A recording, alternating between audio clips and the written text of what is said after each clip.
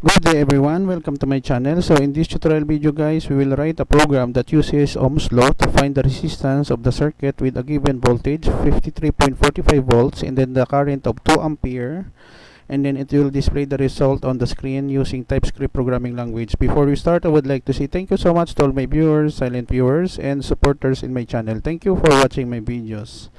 If you are new with my channel and then you like this video, please hit the like button. Don't forget to share and please support my channel guys by clicking the subscribe button. So let's begin. So we are here several comments here, and then I declare our two variables, voltage 53.54, var current we have 2. For solving for the resistance in the circuit, we have here resistance equals voltage over current, and then we have two decimal places using Matplotlib resistance multiplied by 100 over 100. So we have here resistance solver in TypeScript. It will display the given voltage, current, and resistance and end of program. Don't worry guys, because I will put a link in the video description where you can download the complete source code of our tutorial video for today for free in my website. Let us go with our text editor. I'm using Visual Studio Code. Let us go to the terminal window.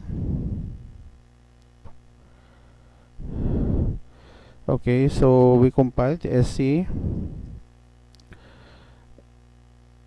resistance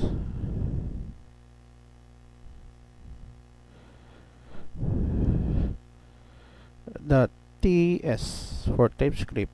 Press the enter key from our keyboard and thus let us wait for compilation process to take place.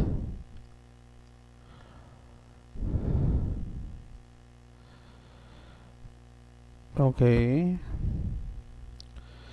and then to execute, node space resistance